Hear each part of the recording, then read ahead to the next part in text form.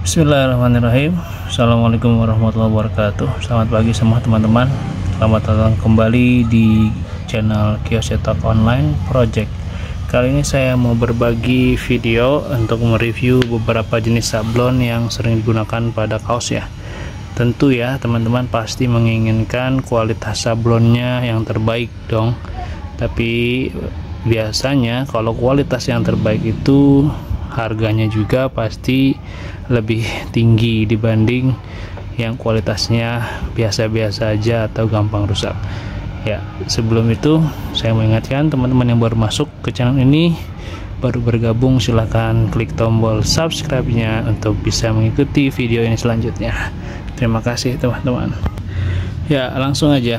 Pertama, ada beberapa sablon yang memang sering sekali digunakan di dunia perkaosan ya. Pertama ada yang namanya pasta, sablon pasta, kemudian rubber, kemudian ada Matsui, ada Plastisol, ada sablon DTF dan sablon HD. Nah, dari kelima sablon ini kita nggak akan bahas semuanya. Saya akan bahas satu persatu di channel atau di video yang lainnya. Untuk mempersingkat waktu, saya akan menjelaskan 3 saja untuk video kali ini. Ya, lanjut lagi ya teman-teman. Dari beberapa sablon yang ada, saya akan bahas kurang lebih 1, 2, 3, 4. Ada 4 ya di sini. Ada 4 sablon yang saya akan bahas di video kali ini. Semoga video ini bisa bermanfaat buat teman-teman ya. Pertama, sablon apa ya? Yang paling murah itu sablon pasta. Jadi kalau saya tampilkan dari keempat gambar yang ada di kaos ini, yang paling nggak bagus itu yang mana kira-kira? Pasti yang itu ya. Kenapa? Itu karena rusak gitu ya. Ini sablon apa sih, kok bisa begini gitu ya? Oke, tenang teman-teman, jangan emosi, enjoy, relax sambil ngopi aja ya. Ini sablon kok bisa begini? Ada ya sablon seperti ini ya, ada. Kualitasnya memang sangat kurang bagus ya, sangat tidak bagus, bukan kurang lagi. Ini sablon pasta namanya. Pasta itu jenis sablon yang terbuat dari campuran cat dengan air ya, yang memang kadar airnya lebih banyak daripada catnya, dan tidak ada lapisan atau kekuatan dari tinta itu sendiri atau cat ya. Saya bisa bilang tinta atau cat itu maksudnya ya cat sablon. Nah, tinta sablon ini atau cat sablon ini memang dia percampuran antara air dengan tinta yang memang diaduk gitu ya. Tingkat kekentalannya juga encer ya, nggak terlalu kental. Memang dari segi visual ketika baru ya, awal-awal pertama kali disablon, dikesut, hasilnya cukup ya lumayan gitu ya, nggak terlalu jelek banget. Tapi ketika dia sudah kena tes sekali cuci gitu ya, kena setrika, kena air rendaman mesin cuci atau gosok deterjen, itu akan membuat karakter tinta ini retak ya, karena memang basicnya banyak kan airnya ya. Air ketemu air direndam ya, otomatis lama-lama hancur. Nah, jadi ini terburuk ya yang memang pernah saya temukan di antara sekian banyak sablon. Maksudnya levelnya terbawah lah, karena campuran airnya setahu saya itu lebih banyak daripada campuran cat sablonnya itu sendiri. Selanjutnya ini sablon yang pertama ya, jadi harganya memang jauh lebih murah dibanding sablon yang lain. Jadi kalau memang teman-teman sekelas kayak kaos partai atau kaos buat yang murah-murah gitu, bisa pakai sablon pasta ini yang harganya memang mungkin 1 kilo tinta itu cuman 25.000 sampai 35 ya per kilonya, itu satu warna. Nah, oke, berlanjut ke yang selanjutnya teman-teman. Nah, di depan ini ada sablonan Let's Go to Ancol. Nah, ini sablon rubber ya. Rubber itu kan karet ya. Memang ada rubber yang biasa, rubber Matsui juga ada yang bagusnya, tapi di sini rubber yang standar yang saya akan bahas. Apa bedanya rubber dengan sabun pasta? Sama-sama campuran air gitu ya. Jadi basically cat sablon ini adalah kombinasi antara cat dengan air yang kadar airnya lebih sedikit ya kalau rubber, dan juga dia ada karetnya, ada unsur karetnya dia. Ketika kita lihat dari karakter tinta atau cat sablon itu sendiri, dia memang ada unsur sedikit kayak karet, bisa melar dia kalau ditarik nih. tapi hanya sekedar ada saja, tidak banyak gitu ya unsur karet yang ada di dalamnya. Jadi perpaduan antara karet, air dengan cat ya, cat sablon.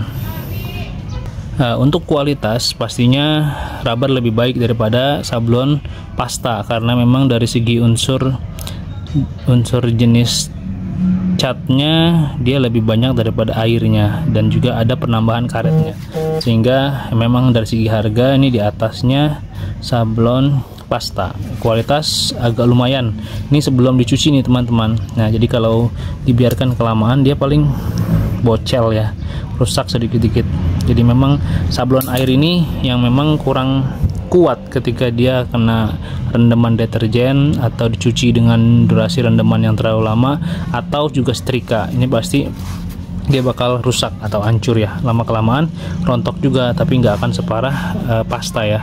Ini akan lebih baik ya. Dari kedua ini ya teman-teman bisa pilih kan yang mana yang lebih baik, yang mana yang tidak baik gitu ya, kualitasnya bisa menilai.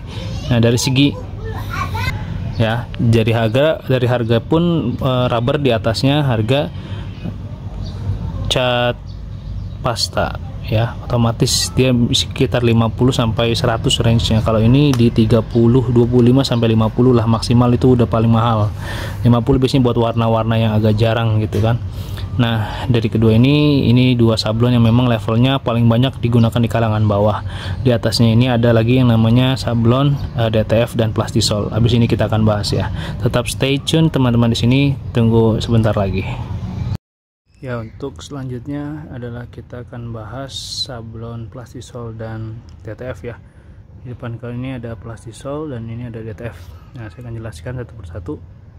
Tadi sudah kita jelaskan mengenai sablon dengan cat pasta dan rubber ya. Nah, sekarang Plastisol ini yang di kelas high end ya, mid range dan high range. Nah, ini Plastisol dari segi handfeel-nya halus ya, lembut. Nah, cat ini ya, cat sablon ini mengandung minyak ya, minyak dan cat atau minyak dan tinta yang memang dikolaborasikan. Ya, tinta ini memiliki karakter yang halus ya, lembut, dan ini pencampuran antara minyak dan cat atau tinta, tidak ada unsur air di dalamnya. Nah, Plastisol merupakan sablon di kalangan distro yang cukup diminati ya, karena satu kualitasnya yang memang teruji dan sudah terbukti ya. Satu, daya ketahanannya, durability-nya, kemudian kualitasnya, dan bisa dibilang eksklusif lah ya. Handfeel-nya juga halus lembut. Jadi sablon Plastisol ini memiliki karakter yang halus lembut dan tidak mudah pecah atau rontok, sekalipun dia dicuci dengan mesin cuci, disetrika dengan setrika yang panas ya paling mengkilap sedikit gitu ya kalau disetrika. Nah, ini memiliki nilai value yang cukup tinggi ya dari segi kualitas, tapi selain itu juga harganya seimbang dengan kualitasnya. Kalau sablon pasta dan rubber itu berada di level mid range, low range, di level bawah. Nah, ini Plastisol ada di mid sampai high ya, sampai high range, jadi di tengah-tengah sampai tertinggi terbagus ada di Plastisol. Nah, ini banyak sekali diminati di distro yang biasanya. Jadi Plastisol juga ada kualitasnya, grade A, grade B, dan grade C.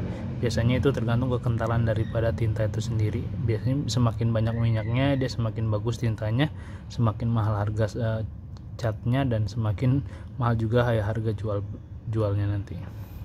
Seperti itu ya. Jadi kalau teman-teman pakai ini, Plastisol memang digunakan untuk sablon teknik manual sama seperti pasta dan rubber ya, karena semua menggunakan cara metode screen printing. Jadi dengan screen kita gesut seperti yang ada di video, saya akan tampilkan ya.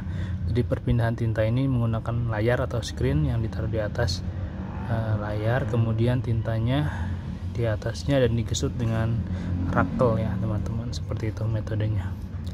Nah, jadi kualitas ini memang sudah tidak diragukan lagi, walaupun harganya cukup mahal atau terbilang mahal ya, tapi sebagian orang yang puas dengan kualitasnya akan memilih Plastisol ya.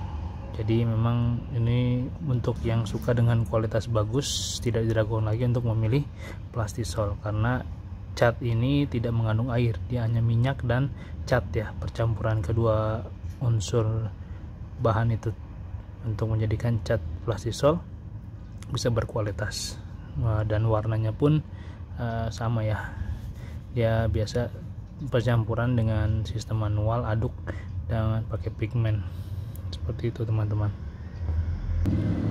Selanjutnya kita akan bahas yang terakhir adalah sablon DTF atau DTF ya, singkatan dari direct to film. Maksudnya apa direct to film? Nah, ini dia, ini metode sablon yang terkategorikan sablon digital ya teman-teman.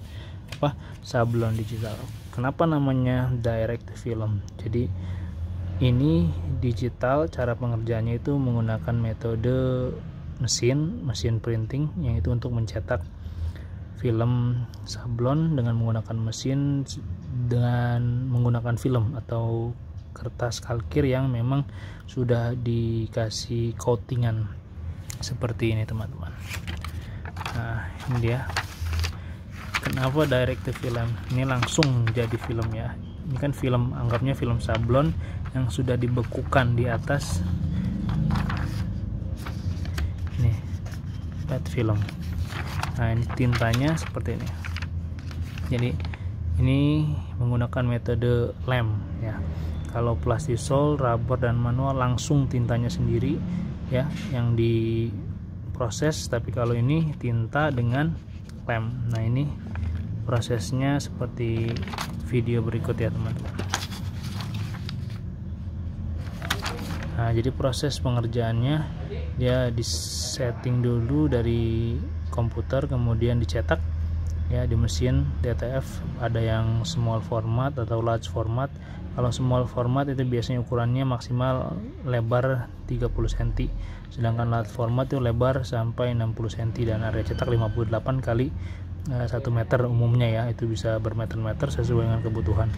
Nah ini sih film ini dibekukan ya, jadi proses pencetakan, kemudian ini seperti ini, tinggal nanti proses press ya, press. Jadi tinta atau desain ini bisa berpindah ke media baju, kain atau sebagainya dengan menggunakan mesin press. Jadi dengan metode press ya, dipanaskan, kemudian dengan durasi waktu tertentu dan suhunya juga, maka tinta ini akan berpindah ke baju dan hanya yang akan disisakan padnya saja atau film yang ini saja nih, yang warna transparannya.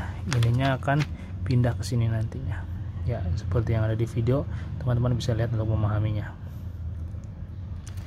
Nah ini DTF memang dia berada di mid sama to high ya, mid range to high range ya. Ini untuk media yang digunakan adalah pencampuran antara tinta ya, kemudian minyak dan air. Nah walaupun ada minyaknya tapi tidak sebanyak Plastisol ya, makanya dia cukup bagus ya hitungannya untuk metode sablon kekinian yang mulai berkembang di tahun 2020 itu masuk ke Indonesia ya. DTF dari model mesin rakitan, modifan kayak printer Epson, kemudian ada Riket, Alpha, Gen 1, Gen 2 dan sebagainya, sampai ada mesin-mesin large format yang muncul sekarang ya, udah banyak.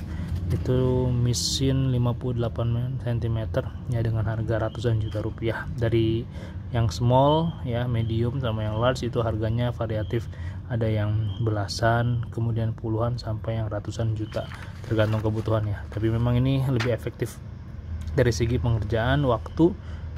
DTF menang ya, satu dia bisa mencetak beratus-ratus meter dengan mesin otomatis dan tinggal memindahkan dengan metode mesin press itu sendiri. Jadi untuk kecepatan memang dia lebih efisien, dan untuk kekuatan durability kalau 0 banding 100 ini sekitar 80 ya, sekitar range 70 sampai 85 lah ya. Masih di bawahnya Plastisol dari segi kualitas. Dia karena ada campuran unsur air, makanya ini bisa juga retak dan pecah ya, tergantung campuran tintanya sama minyaknya. Kalau minyaknya lebih banyak dia akan lebih kuat, tapi kalau misalkan minyaknya sedikit dan lebih banyak airnya, otomatis pasti lebih mudah retak dan pecah, karena air itu yang memang menyebabkan encer ya, sehingga tinta itu tidak merekat dengan kuat, sedangkan minyak dan tinta akan menyatu dan bisa memperkuat sablon itu sendiri ya. Jadi dari keempat sablon yang sudah kita bahas, ada pasta, kemudian rubber, ada plastisol, dan DTF.